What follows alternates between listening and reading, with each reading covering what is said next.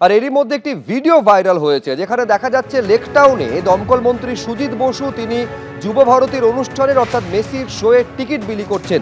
অনুষ্ঠান শুরুর আগে টিকিট বিলি করছেন সুজিত বসু। এই ভিডিও ভাইরাল হয়েছে, ছবিটা একবার দেখুন।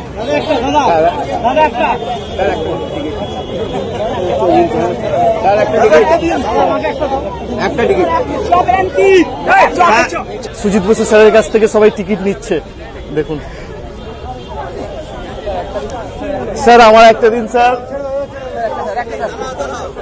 স্যার আমার একটা দিন, স্যার আমায় দিন, স্যার স্যার আমায় দিন একটা, স্যার। এই ভিডিও ভাইরাল হওয়ার পর সুজিত বসুর তরফ থেকে বলা হয়েছে যুব ভারতীতে যে কোনো ম্যাচের এই কমপ্লিমেন্টারি টিকিট পাই, মোহনবাগান হোক বা ইস্ট বেঙ্গল, সব ম্যাচের কমপ্লিমেন্টারি টিকিট আমি পাই। এই কমপ্লিমেন্টারি টিকিট পেলে তা সবার মধ্যে বিলিয়ে দিই, সবাই জানে আমার কাছে থাকলে টিকিট পাওয়া যায়, চেনা হোক বা অচেনা সবাইকে টিকিট দিই, অসুবিধার কি আছে? আমি তো কারুর কাছ থেকে টাকা নিচ্ছি না, টাকার বিনিময়ে টিকিট দিচ্ছি না। ভাইরাল এই টিকিট বিলির ভিডিও নিয়ে দাবি করেছেন দমকল মন্ত্রী।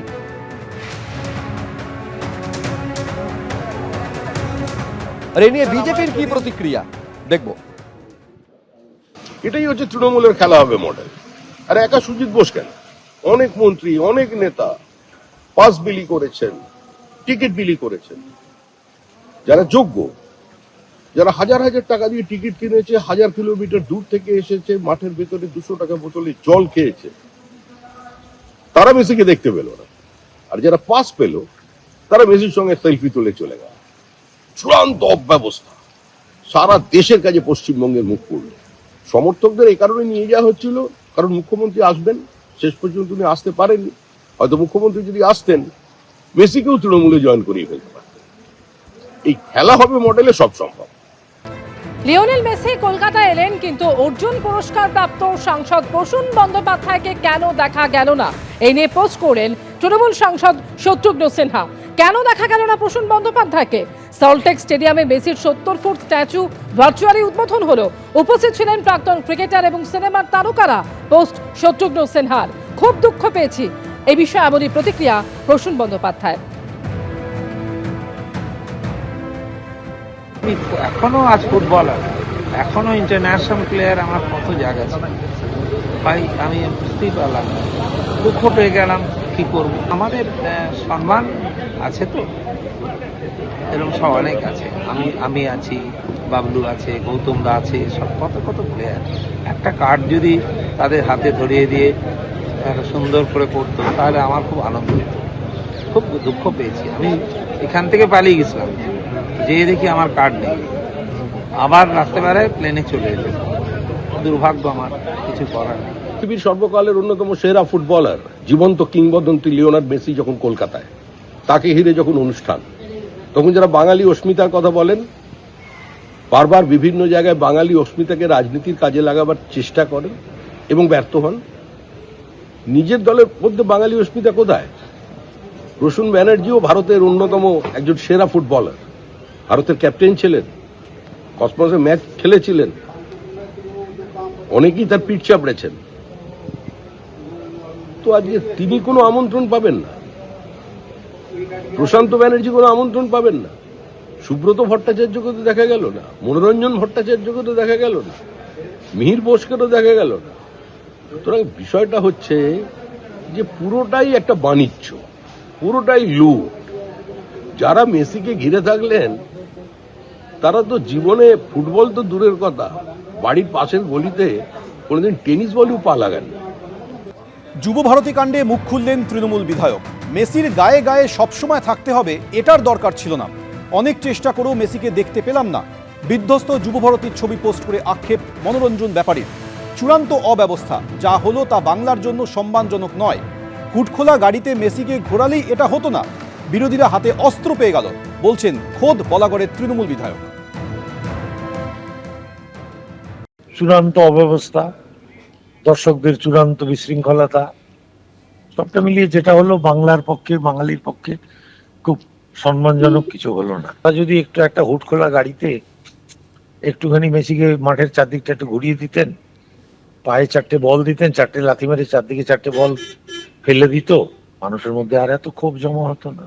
একদম মেসির গায়ে গায়ে ঘেঁষে সর্বক্ষণ থাকতে হবে এটা তো কোনো প্রয়োজন নেই। একটা ছবি তুললো, সরে গেল, সারাক্ষণ তার সঙ্গে সেটে সেটে ঘুরে বেড়ানো একদল লোকের যে 500 জন আমার ধারণায় যেসব ছবি তুলে বেড়াচ্ছিল 500 জন হবে। দলের নেতা মন্ত্রী আমি এরকম ভাবে কিছু বলতে চাই না, শুধু এটা বলতে চাই যে এটা একটা সুন্দর ব্যবস্থা করা যেত। একটা উঁচু একটা মঞ্চ যদি করতো, সেই মঞ্চটার উপরে মেসি উঠে দাঁড়ালে তাও সবাই দেখে নিত। আমারও তো খারাপ লেগেছে যে এতগুলো পয়সা খরচা করে গাড়ি ভাড়া করে গেলাম, সারাটা দিন ওইখানে একটু এক ঝলক একটু দেখতে পেলাম না। আমরা আমাদের যে বিরোধীরা তাদের হাতে একটা তুরুপের তাস তুলে দিলাম।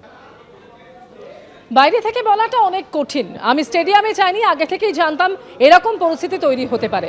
মন্তব্য রাজ্যের ক্রীড়া প্রতিমন্ত্রী মনোজ তিওয়ারি। বাইরে থেকে বলাটা অনেক কঠিন, কেন আমি স্টেডিয়ামে যাইনি। আর আমার পোস্টে আপনারা হয়তো দেখেছেন, আমার আগে থেকে আভাস ছিল কি এরকম একটা পরিস্থিতি হলেও হতে পারে। কেন যিনি এনেছেন তার একটু ইতিহাস যদি খুঁজে বার করা যায়, এর আগেও মার্টিনেজকে এনেছিল, মারাদোনাকে এনেছিল, আর কাফুকেও এনেছিল। তো তখন একটা দুটো ইভেন্ট করার পর আমি বুঝতে পেরেছিলাম কিভাবে এই ইভেন্টগুলো হয়। তো সেই ক্ষেত্রে আমি যাইনি, আমার গাট ফিলিং বললো কি যাওয়া উচিত হবে না। যুবভারতীতে মেসির অনুষ্ঠানের দিন যে তাণ্ডবের ঘটনা ঘটেছিল, রণক্ষেত্রে চেহারা নিয়েছিল যুবভারতী ক্রীড়াঙ্গন, সেই ঘটনায় মোট 5 জনকে এখনো পর্যন্ত গ্রেফতার করেছে পুলিশ। ধৃতদের মধ্যে রয়েছে বাসুদেব দাস, সঞ্জয় দাস, অভিজিৎ দাস, শুভ্রপ্রতিম দে এবং গৌরব বসু। সকলকেই ফুটেজ দেখে গ্রেফতার করা হয়েছে বলে পুলিশ সূত্রে দাবি করা হয়েছে। ভাঙচুর চালাচ্ছেন তারা, এই ফুটেজ সামনে এসেছে এবং এই ফুটেজ দেখে পরপর গ্রেফতারি বলে দাবি বিধাননগর পুলিশের। এক তো যুবক যারা, সেই যুবকদের ইমোশনকে নষ্ট করেছে। আমি ইতিমধ্যে সকালবেলা কোর্টে গেছি এবং মহামান্য প্রধান বিচারপতি মামলা গ্রহণ করেছি। আমি আমার লয়ারকে অ্যাডভাইস করেছি শুনানির সময় এই গ্রেফতার বন্ধ করার জন্য এফআইআর এর উপর স্টে চাই। খুব অন্যায় করছে। বেকার যুবকরা তাদের ইনকামের অর্থ, গচ্ছিত অর্থ এমনকি ধার করে নিয়ে গেছে। তারা মেসি ভক্ত, তাদেরকে উল্টে গ্রেফতার কেন করছে? আর আপনার অরূপ বিশ্বাস, সুজিত বোস কেন বাইরে আছে?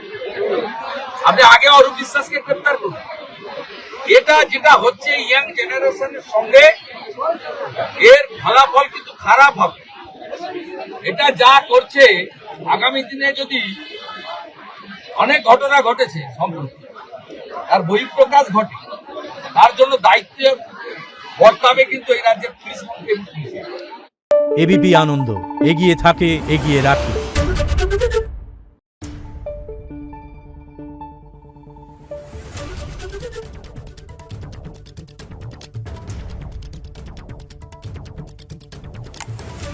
Thank you.